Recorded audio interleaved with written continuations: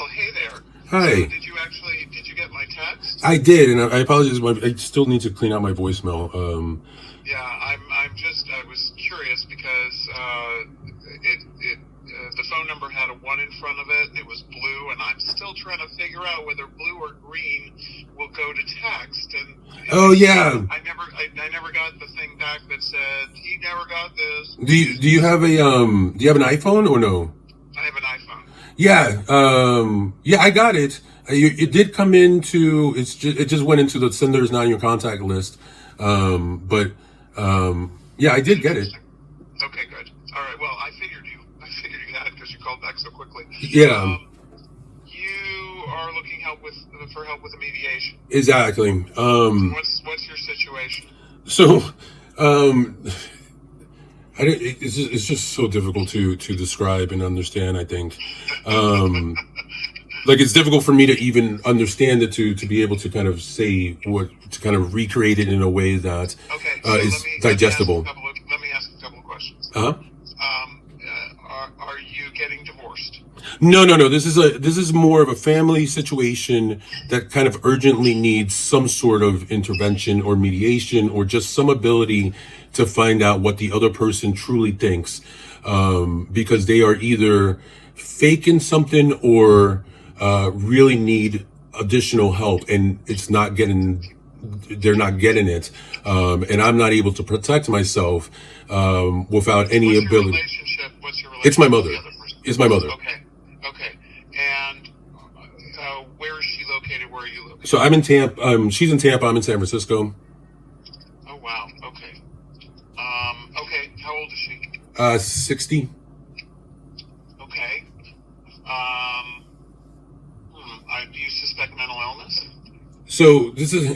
So speaking very candidly, because this is kind of, I just I was just on the line with a mental health institution, and this is the thing. Yes, I do, but I have no idea, in the sense of one of the very crazy situations that I'm living in is that, the whole point is I have no idea, because I haven't spoken to my mother for years. There's been a lot of issues going on. I'm not in Tampa. There are other people who should be involved, like my aunt, my stepfather, who she lives with. And for some reason, no one is talking to me. Any of them? No, nobody's talking to me. Nobody's talking to me. I have no idea what is going on. This has reached a peak of problems, in the sense that I'm currently out on bail because of my mother's behavior. Wait, you're out on bail because of your mother's Yes. behavior, or you were in jail because of your mother's behavior? No, I'm on bail, facing charges still because of my mother's behavior. Okay. She has flip-flopped in being able to understand that one way or the other. That obviously puts my freedom in jeopardy as it is. But more importantly, I have heart failure. I really can't deal with this stress anymore. It's not the same it's just not the same. And so, last Friday was the first signs that her mood, her attitude, her behavior completely changed. And since last Friday, I've been trying to, she said she was trying to get a psychiatric appointment. She hasn't been. She is currently contacting me. She's putting my freedom in danger. And I have no idea why. I can't explain it. She can't explain it. And again, for some reason, no one else is getting involved, even though there are very major consequences to her actions. I've just been in jail, and I can go back to jail completely based on her actions, and no one wants to talk about it. And so I don't know what to do. Is she willing to talk to an intermediary? Well, I have to try. And so that's where we're at. Again, my mom is not, I apologize, but this is literally one of the reasons I ended up going to jail, because there's no answer to this question as to, I don't know what to do. So in other words, you're asking me questions as to what my mother would or wouldn't be open to. She has wanted and has said and is currently operating under the belief that she wants to resolve any issues that arise between us. She doesn't want to have a bad relationship with me. She doesn't want to harm me. However, she is doing so. What have you been accused of criminally? So they accused me of calling in a bomb threat because I was trying to draw attention to the fact that my mother needed help, and for some reason, no one was having a conversation about it, as if there were no consequences to her actions. And so it's just that. I live in San Francisco. I have no ability to get to Tampa. I have no idea what is going on, not just with her, but with other family members. But with her actions are affecting me directly, as well as there are, she herself is saying she wants to resolve these things, but isn't taking any steps to do so. So I'm trying to, because I need to figure out what to do. I have now been informed of other ways that I can handle it. I know that there's a hearing in Florida that I can try to present to the judge. My problem is that I'm not trying to hurt my mother, and I really don't know what's going on. It sounds ridiculous because up to a certain point, an answer for me, the answer should have been answered when I was in jail, and one answer was in that she obviously doesn't understand the consequences of her actions, and I do. And so I'm in a position right now where my mother believes that she wants to resolve an issue with me. She is currently contacting me in a way that is harmful to me. I have no idea what she really thinks. And so I would like to have a mediator to try to even figure out what she thinks, and then hopefully be able to resolve just one issue. Wow. And do you have the wherewithal to pay the mediator? Again, she has right now, my mother is willing to pay the funds for anything. Again, she has said that she wants to. That's where we're at. I don't have, again, this is a situation in which, like any abusive situation, I don't have a lot of power. I don't have the financial resources. I obviously don't have a parent. So how do you know that she's willing to pay? We don't know I know these things because that's what she has said. Obviously, there's a chance that she wouldn't, but more than likely she would. When has she said that? When has she said that? Many times, even currently. That's what I'm saying. Like, this is an odd situation in which I don't know whether or not my mother has mental health issues or is doing this on purpose. One way or the other, she has wanted to try to resolve these things. So I'm trying to resolve these things. So that's where we're at. She's more than willing to pay the money. I can come up with the money, but that shouldn't be the issue right now. The issue right now is at least trying to attempt to figure out how to approach the situation. I don't know. That's what I'm saying. Like, I don't know. My mother has, again, said many times that she's willing to resolve this, which is also indicative that a mediator wouldn't even be needed. So it's kind of a catch-22 situation. Well, I'm certainly willing to serve as mediator. I would require a $10,000 retainer, which would be refundable if you decided that you didn't need the services after a certain period of time. Yeah, again, so I mean, this is exactly the point. At this point,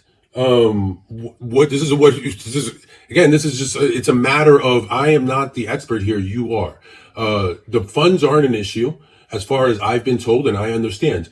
That is also a question for me, because it seems odd to me that the funds shouldn't be an issue. But again, she is making these decisions. For me, my perspective on it is, if she feels that's appropriate, obviously let's try, but also I need to be able to, that's apparently this is the way that I was, at least I've been told, is the more appropriate way to approach it. My mother is willing to pay these funds. It's a weird situation to be in because it shouldn't be unknown to her. So Charlie, I'm not going to call your mother and ask her for $10,000. That's not happening.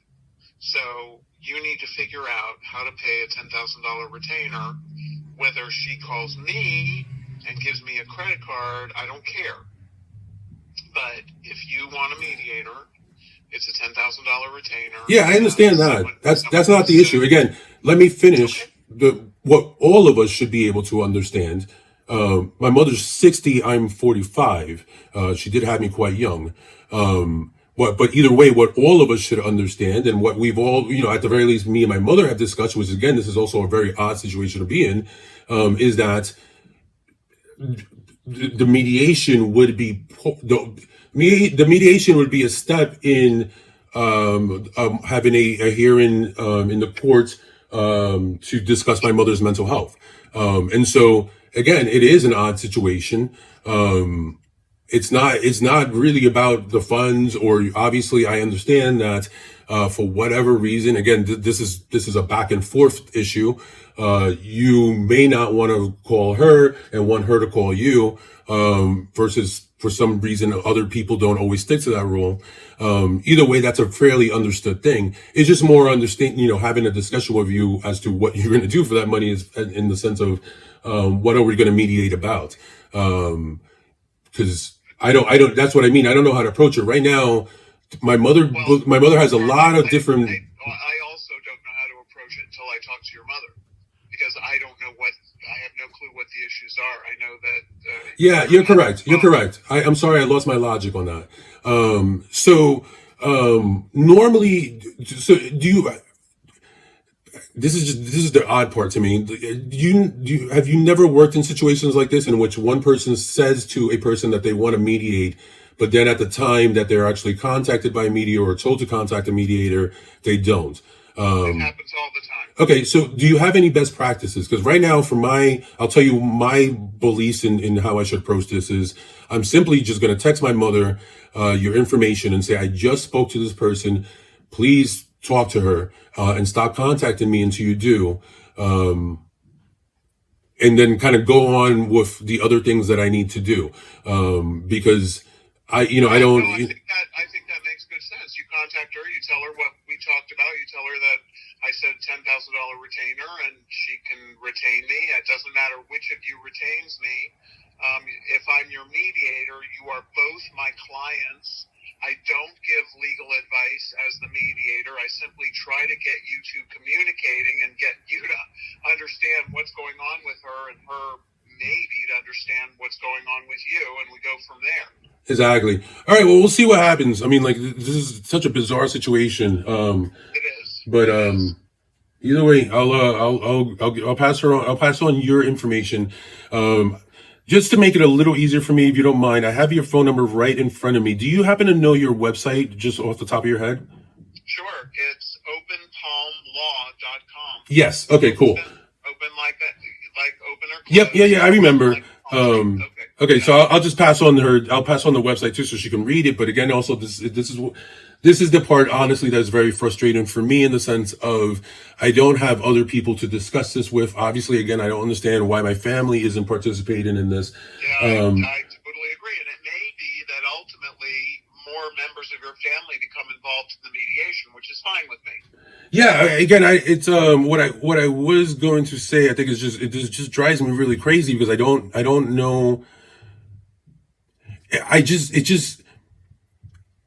I don't know how to deal with a situation in which someone obviously seems sane to many others, but isn't acting sane just towards me, I guess.